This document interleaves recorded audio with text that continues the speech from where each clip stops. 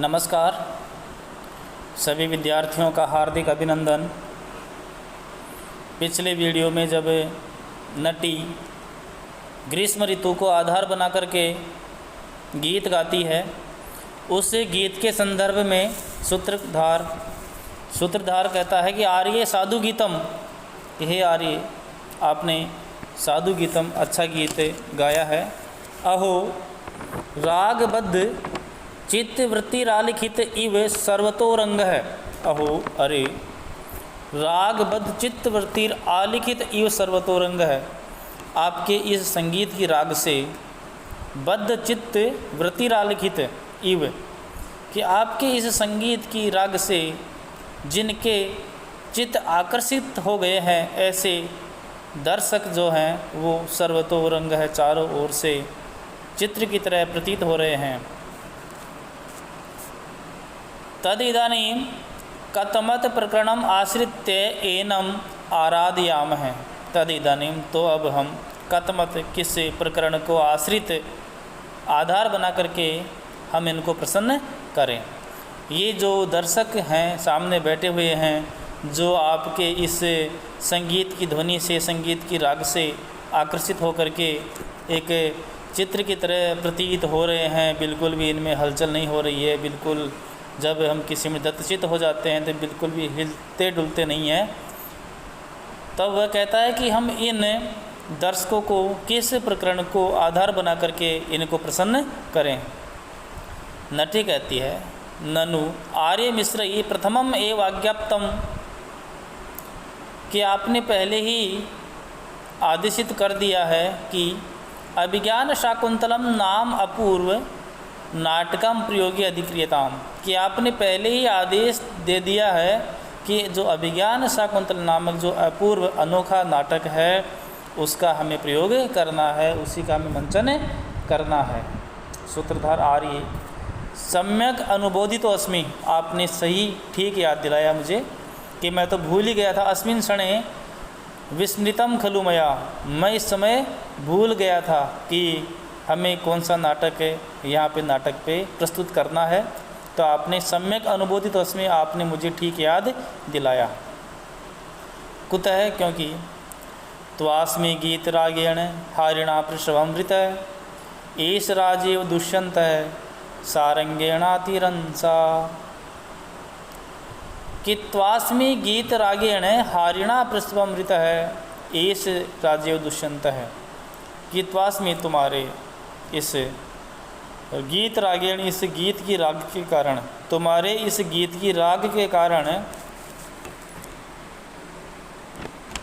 दुष्यंत, जिस प्रकार दुष्यंत हारिणा अतिरहंसा सारंगेण, जिस प्रकार दुष्यंत अत्यंत वेगशाली और ज़बरदस्ती अपनी की ओर आकृष्ट किए हुए उस हिरण के कारण आकृष्ट हो रहा है, उसी प्रकार मैं तुम्हारे इस गीत की राग से जो मेरा मन है, चित्त है, उसको, मेरे चित्त को इस गीत ने आकृष्ट कर लिया है। जिस प्रकार वह दुष्यंत उस तेज वेगवान और हिरण के पीछे दौड़ रहा है, उसी प्रकार जो मेरा चित्त है वह भी इस तुम्हारे गीत की राग में आकर्षित हो गया है, और मेरे चित्त को वह गीत तुम्हारा आकृष्ट कर रहा है। इति निष्क्रांतो, ऐसा कह करके निकलते हैं। ततः प्रविशति मृगानुसारी सैसर चाप हस्तो राजा रथेन सूतश्च, उसके पश्चात मृगानुसारी, मृग का पीछा करता हुआ, सैसर चाप हस्तो, अपने हाथ में धनुष बाण लिए हुए राजा, रथेन सूतश्च, और रथ के साथ में सूत, जो रथ को चला रहा था, सारथी था, राजा दुष्यंत का सारथी था। ये दोनों वहाँ पे आश्रम में यानी मंच पर प्रवेश करते हैं। जब वो दोनों नटी और सूत्रधार मंच से निकल जाते हैं, उसके पश्चात में अपने हाथ में धनुष बाण लिए हुए रथ पर सवार सूत के साथ राजा दुष्यंत मंच पर उपस्थित होते हैं। सूत है राजानम मृगम चावलोक्य, राजानम और मृगम च, राजा को और हिरण को देखते हुए आयुष्मान राजा से कहता है कि हे राजन, कृष्ण सारे ददत चक्षुस्त्वयि चादिज्य कार्मुके मृगानुसारिणम साक्षात पश्याम्यो पिनाकिनम।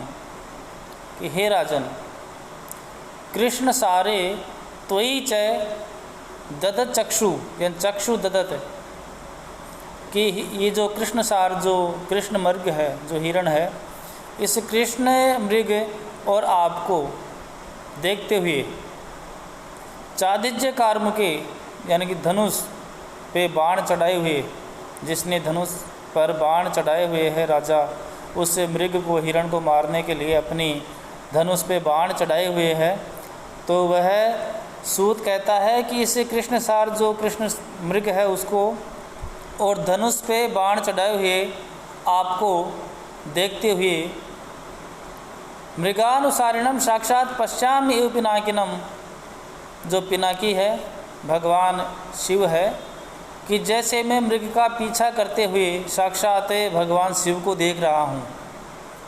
क्या कि इस संदर्भ में एक दृष्टांत है कि जब भगवान शिव के ससुर दक्ष प्रजापति जब अश्वमेध यज्ञ कर रहे थे, तो वो अश्वमेध यज्ञ में सभी देवताओं को बुला लेते हैं, लेकिन भगवान शिव को नहीं बुलाते, उनको आमंत्रण नहीं देते हैं, बुलाते नहीं हैं। इसलिए भगवान शिव की वहाँ पे अश्वमेध यज्ञ में निंदा की जाती है, उनकी बुराई की जाती है। पार्वती यह बात सुनकर वहीं पे अपना देह त्याग देती है। फिर भगवान शिव क्रुद्ध होकर के दक्ष का वध करते हैं। जो दक्ष प्रजापति था, उसका ससुर था, उसका भगवान शिव वध कर देते हैं।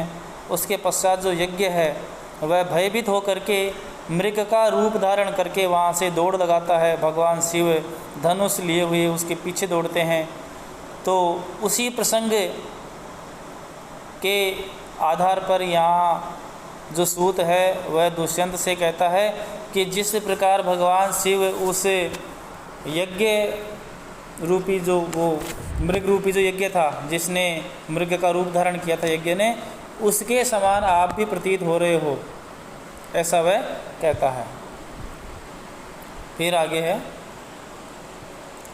राजा कहता है, सूत दूरम अमुना सारंगेण वयम आकृष्टः, कि सारंगेण, सारंग होता है मृग, हिरण, कि हम इस हिरण के द्वारा आकृष्टः दूरम, हम दूर तक खींचे चले आए हैं, हम बहुत दूर आ गए हैं इस मृग का पीछा करते करते। अयम पुनरिदानीमपि, लेकिन यह फिर भी ग्रीवा भंगा विरामम मूरनुपत्ति छंदने पद्य दृष्टि पश्चार्देन प्रविष्ट सरपतन भयाद भूयसा अपूर्वकायम दर्भैरर्धावलीढै श्रम विवृत मुखभंसी विकीर्णवृत्मा पश्योदाग्रप्लुतत्वाद वेति बहुत्रम स्तोक मूर्व्याम प्रियाति। अब यहाँ पे वह कहता है कि ग्रीवा भंगा विरामम मुहुर अनुपतति छंदने बद्ध दृष्टि, गर्दन को पीछे की ओर मोड़ते हुए, वह जो मृग था वह अपनी गर्दन को पीछे की ओर मोड़ते हुए मुहु बार बार अनुपतति छंदने बद्ध दृष्टि, उस रथ की ओर दृष्टि लगाए हुए है। जो वह हिरण है वह पीछे दौड़ते हुए रथ की ओर अपनी गर्दन को मोड़ते हुए देखता हुआ दौड़ रहा है।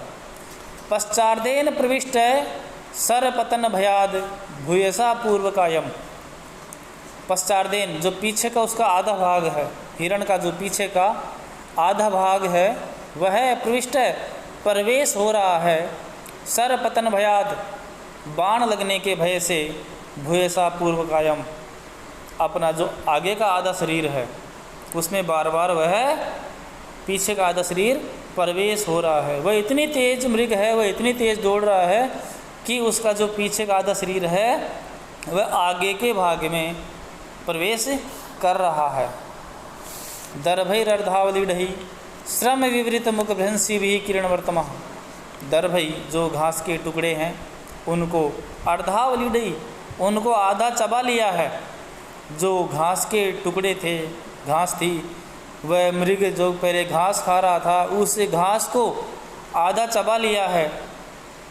लेकिन श्रम विवृत मुख भृंसी भी किरण वर्तमा, लेकिन जब वह दौड़ रहा था तो दौड़ने से उसको जो मृग को थकान हुई, उस थकान से उसके जो ग्रास मुख में था वह नीचे मार्ग में गिर रहा था, तो उस ग्रास ने जैसे मार्ग को रोक लिया है।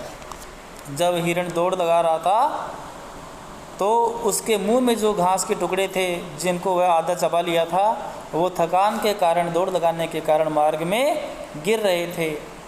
पश्योदग्र प्लुतत्वाद वियति बहुत्रम स्तोक मौर्व्याम प्रयाति। पश्य देखो, उदग्र प्लुतत्वात ऊंची ऊंची छलांग लगाने के कारण, पश्य देखो ऊंची ऊंची छलांग लगाने के कारण वियति बहुतरम, वियति यानी आकाश में, बहुतरम अधिक है, स्तोकम यानी कम है, ऊर्व्याम पृथ्वी पर, ऊर्व्याम पृथ्वी पर कम है। ये आकाश में अधिक और पृथ्वी पर कम टिक रहा है। जब हिरण बहुत तेज़ दौड़ लगाता है तो राजा दुष्यंत ये कहता है कि मानो कि आकाश में ज़्यादा है और पृथ्वी पर बहुत ही कम टिक रहा है। फिर आगे सूत कहता है, आयुष्मान उद्घातिनी भूमि रीतिमया रश्मि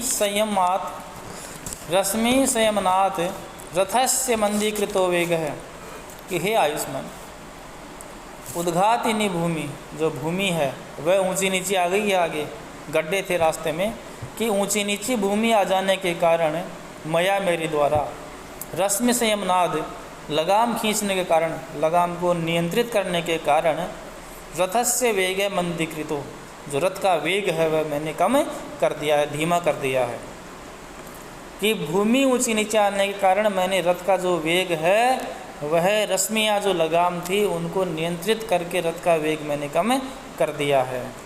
तेन मृग एवं विप्रकृष्टांतर समृत है, तेन इससे जो रथ पीछे रह गया और जो मृग है वह थोड़ा दूर चला गया है। संप्रति लेकिन अब समदेश वर्तिनस्ते न दुरासदो भविष्यति, लेकिन अब समदेश वर्तिन है, लेकिन अब भूमि है वह समतल आ गई है। अब भूमि समतल आ गई है, इसलिए न दुरासदो भविष्यति, अब जो हिरण है वह हमसे दूर नहीं रह पाएगा, यानी जल्दी हम इस हिरण को पकड़ लेंगे।